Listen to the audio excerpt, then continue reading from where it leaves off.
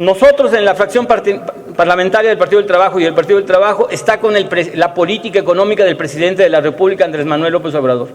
Y la verdad, qué bueno que tenemos un presidente como Andrés Manuel que prefiere y prioriza apoyar a los pobres de nuestro país y a los que más lo necesitan y no a los que han saqueado tantos años a nuestro país. Como cuando se hizo en otras crisis, truenan los bancos y tenemos el Fobaproa y tenemos el IPAP y ahora tenemos una gran deuda. Después rescates carreteros, todo, y miren dónde estamos.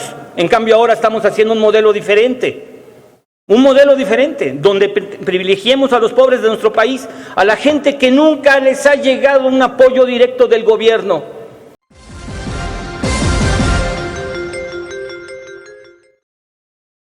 Amigos y amigas, vamos a ir a la Cámara de Diputados, vamos a escuchar dos respuestas que da el secretario de Hacienda.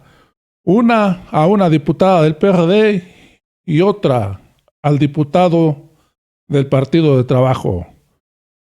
En la respuesta que le da el secretario de Hacienda a la diputada del PRD, parece que no queda conforme y llama mentiroso al secretario de Hacienda. Amigos y amigas, y lo peor es que esta diputada no tiene razón. Pareciera que no entiende de qué se trata el tema. O se hace que no entiende, amigos y amigas. Vamos a ir al video para que veamos. Para dar respuesta tiene el uso de la palabra el secretario de Hacienda, Arturo Herrera Gutiérrez. Con su permiso, diputada. Con muchísimo gusto le respondo a la diputada Almaguer, que me hizo 3 preguntas. La primera es qué se hizo con el incremento de la deuda, la segunda por qué se dice que no se ha endeudado y la tercera qué se hicieron con los ahorros. En materia de deuda hay 2 temas que vale la pena precisar. La mayor parte de las personas y las empresas contabilizamos la deuda exactamente por cuál es el aumento en los pasivos que tenemos. Los países la contabilizan de una manera distinta, lo hacen con relación a su capacidad de pago, es decir, la relación deuda sobre PIB.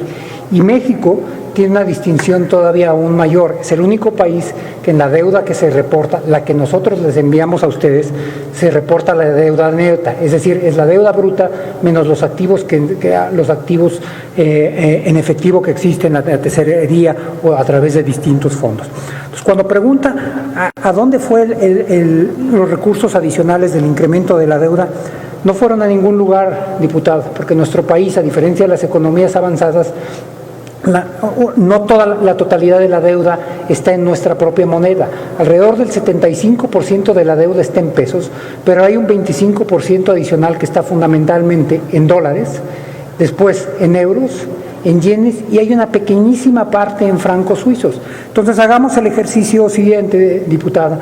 Cuando empezó la pandemia, el tipo de cambio estaba 18.5 pesos por dólar. Al 23 de marzo de este año llegó a 25 pesos por dólar. Es un incremento del más del 30% en el tipo de cambio. Entonces la parte que esté en dólares, la revaluación de eso que explica el 60 y tantos % de la deuda, explicó en marzo alrededor de un incremento de 1 billón de pesos. En la medida que el tipo de cambio ha venido disminuyendo de 25 pesos por dólar, como estuvo el 23 de marzo, a 22 pesos por dólar, como está hoy en la mañana, esa revaluación ha ido disminuyendo y hoy el impacto es un poco más de 500,000 millones de pesos. Entonces, la mayor parte del impacto viene por una evaluación en la parte que se encuentra en una moneda distinta del peso. Ahora bien, ¿cómo se va determinando la trayectoria del endeudamiento? No, se calcula un déficit que sea consistente con la tasa de crecimiento del PIB, es decir, si el PIB crece 3% y la deuda crece 2%, entonces la relación deuda sobre PIB disminuye. El otro componente que explica por qué ha aumentado la razón es la caída del PIB y no estamos escondiendo nada, nosotros estamos esperando una caída de alrededor del 8% del PIB. Finalmente, en los ahorros, ¿hacia dónde se han llevado? Bueno, se han llevado fundamentalmente el gasto en salud. Nosotros hemos tenido que incurrir en gastos muy importantes. Solamente, y lo mencioné yo, contratamos 50,000 nuevos profesionales de la salud, médicos, enfermeras, camilleros, etcétera, pero además llevamos alrededor de 31,000 millones de pesos a los programas de apoyo crediticios, como los que se dieron a través del IMSS para las empresas que estaban registradas o los que se dieron a través de la Secretaría de Economía. Los ahorros producto de la política de austeridad no fueron a ninguna bolsa, fueron a financiar los proyectos que más lo requerían. La inversión física, por cierto, porque lo mencionó de pasadita, aumentó en un 9% en términos reales de enero a agosto de este año. Muchas gracias. Muchas gracias, secretario. Para hacer uso de su derecho de réplica, tiene la palabra la diputada María Guadalupe Almaguer Pardo, del Grupo Parlamentario del Partido de la Revolución Democrática. Con su venia, diputada presidenta. Bueno, ya que vino a reconocer que si hay deuda, secretario, entonces también le pido que reconozcan ante México que hay deuda y no sigan mintiendo y engañando a México con que no se ha contraído ninguna deuda. Dice usted que contrataron 50,000 personas, médicos, enfermeras, médicas, enfermeras. Y lo que nosotros conocemos es un cuerpo médico, una personal hospitalario quejándose constantemente de lo que no tienen. Somos el país, secretario, no lo olvide, que más personal médico ha perdido entre enfermeras y doctores y viceversa. Los apoyos crediticios que usted nos viene a decir aquí no se vieron reflejados en ningún rescate y ningún avance, como ustedes le llamaron o como le llamó el presidente desde Palacio Nacional. No existen el impacto de esos apoyos crediticios.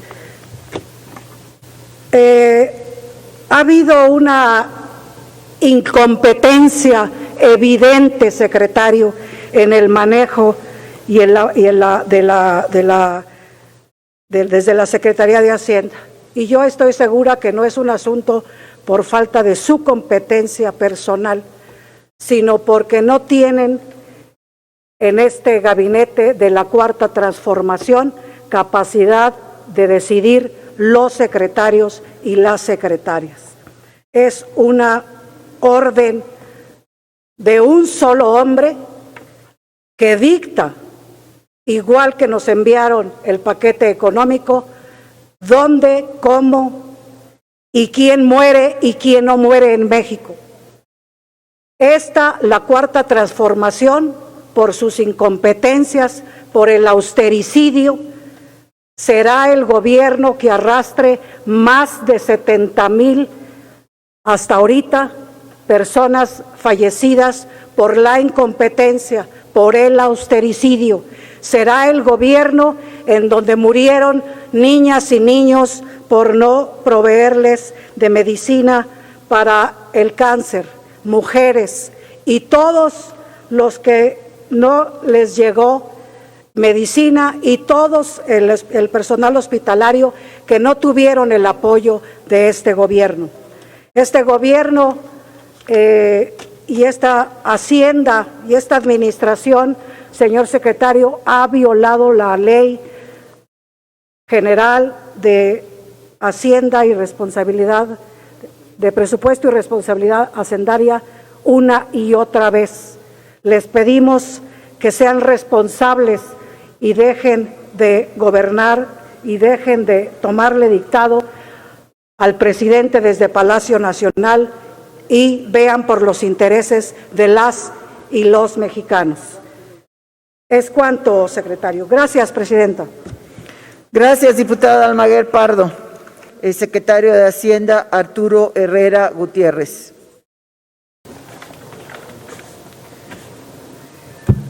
Con su venia, ciudadana presidenta, agradezco las preguntas del diputado Oscar González Yáñez. La primera tiene que ver con la plataforma petrolera y si somos honestos, esta es probablemente la pregunta más frecuente que hemos recibido nosotros desde que presentamos el paquete económico hace 3 semanas, el 8 de septiembre. Y y de hecho es natural el escepticismo, dado que la plataforma petrolera de Pemex había venido cayendo desde el 2004 hasta el año 2019 de manera constante. Hay dos elementos que son muy importantes que sustentan la propuesta que nosotros estamos planteando. Primero, en el año 2019 se paró la caída abrupta que había tenido y se logró estabilizar alrededor de un poco más de 1.65 millones de barriles por día. Pero hay un elemento que generalmente no contaba porque era marginal y que ahora se ha convertido en importante. La plataforma petrolera que se reporta siempre no es nada más la de Pemex, es la de Pemex más la producción de los privados. Ahora, ¿por qué era irrelevante? En el año 2016 los privados producían 1,000 barriles por día, en 1.6 estaban produciendo menos de un milésimo de la producción. Para el año 2017 estaban produciendo 1.9 y para finales del año pasado estaban produciendo 15,000 barriles por día. Este año ya van a estar produciendo al final alrededor de 35,000 barriles por día y el incremento más importante va a ser el que se va a dar en la parte de los privados cuando para el 2021, sobre todo a través de 3 empresas, la más importante, Eni y la empresa italiana, van a estar produciendo alrededor de 60,000 barriles, van a estar produciendo alrededor de 60,000 barriles por día, un incremento del 80% en la parte de los privados. Pasamos ahora al tema de la pregunta que hizo con referencia a si se deberían incrementar o no los cigarros, los impuestos a los cigarros y a los refrescos. Supongo que se refiere a los JEPs. Y hay 3 reflexiones quería yo rápidamente con relación a ella. La primera, y el presidente lo ha establecido así, nosotros lo compartimos. Él lo dice de una manera coloquial, no hay que aumentarse los impuestos. La forma en como yo lo traduzco es que no se va a cambiar la estructura tributaria. Esto quiere decir que ni los impuestos aumentan ni van para abajo en este momento. Lo cual no quiere decir que pronto deberíamos nosotros empezar un proceso de reflexión como país de cuál es la fuente de financiamiento permanente que debe tener el Estado mexicano. No es el momento de hacerlo porque nosotros no creemos que se deban aumentar los impuestos en medio de una crisis, pero sí creo que tenemos que pensar de dónde van a venir los recursos, cómo los vamos a repartir entre los distintos niveles de gobierno y tenemos que tener ya fuentes que no dependan tanto como dependen ahora del petróleo. El petróleo en los últimos años ha estado lo mismo, $77 por barril, hace casi exactamente 2 años, que ha estado por algunos días por abajo de 0 y esos ajustes no se pueden hacer en el presupuesto. Paso a la parte de las Afores y ahí con mucho cariño, no necesariamente coincido con usted. Primero, yo creo que hay un reto, yo creo que a las Afores hay que mejorar la forma en que operan y hacia allá estamos nosotros proponiendo. Creemos que tiene que haber mayores aportaciones, o sea, porque no están fondeados suficientemente los recursos para garantizar un retiro digno. Tienen que bajar las comisiones, tiene que permitírseles que inviertan en proyectos más diversificados, porque por un lado van a aumentar el rendimiento para los trabajadores, no para ellas, y por el otro lado se traducen en proyectos de inversión. Pero a mí me parece que a veces estamos enfocando demasiado la atención en la parte que está más o menos resuelta. Porque del total de los trabajadores, el 33% está, el 43% está en el sector formal, que es donde cotizan las Afores. El 57% está en el sector informal. Ahí es donde deberíamos estar pensando. Y finalmente, un comentario muy rápido a su pregunta sobre el rol del Banco, el Banco de México. Yo tengo por costumbre, dado la autonomía del Banco de México, no hacer un comentario, entonces me va a permitir que pase en esta ocasión. Muchísimas gracias. Muchas gracias, secretario Herrera. Para hacer uso de su derecho de réplica tiene la palabra el diputado Óscar González Yáñez, del Grupo Parlamentario del Partido del Trabajo. Con el permiso de la presidenta. Sí, no hay problema que no me haga ningún comentario sobre el Banco de México. realmente con su no comentario entiendo su respuesta, que coincide conmigo en su ausencia de solidaridad en esta crisis y su solidaridad con el presidente de la República. Se pudieron haber movido 7,000, Toño, 7,000 millones de dólares, de los de más de 170,000 de la reserva. Se pudieron. Pero bueno, habría que entonces revisar la autonomía del Banco de México. A mí este hecho me hace pensar en la autonomía del Banco de México. Yo prefiero, aunque yo sé que hay compañeros que no les gusta, pues que regresara a la Secretaría de Hacienda, no para darle vuelta a la maquinita y generar billetes, sino para otras cosas, ni el manejo de la inflación. Habría que revisarlo. Pero esa autonomía nos ha generado, creo que en esta crisis hubiéramos tenido un mejor instrumento. Así lo veo yo. En el caso de mis demás compañeros de otras fracciones, sobre todo la oposición, yo les haría un comentario muy particular. Quieren parte del pastel para las áreas que consideran, pero no nos ayudan a hacer el pastel. No nos ayudan a hacer el pastel y quieren parte del pastel. Eso me parece poco ético, ¿no? Porque pueden tener razón en algunas áreas, pero yo creo que también tendrían que ayudar a construir el pastel. Y también le pediría al secretario que pudiéramos hacer una pequeña reflexión, coincido con el diputado Higinio, una pequeña reflexión sobre el tema de todos los fideicomisos. Creo que no necesariamente el 100% de los fideicomisos tendrían que desaparecer. Creo que hay fideicomisos que juegan un papel muy particular que deberían de mantenerse, pero también creo que hay fideicomisos que se ha abusado y ha habido corrupción y ha habido cuanta cosa. Me gusta más la idea de reflexionar prácticamente cada fideicomiso y decir este va para afuera, este para afuera, y darle al presidente lo que el presidente requiere. Si son 68,000 millones de pesos, podríamos pensar en 57, 58,000 millones de pesos. Y creo que podríamos cuadrar más o menos bien el tema. Y en el caso particular de las AFORES, a mí sí me gusta que las maneje el Estado. A mí sí me gusta. Porque el Estado es el principal acreedor y es el garante y es el que da mejor rendimiento. Es cierto, nos tenemos que ir también a la economía informal.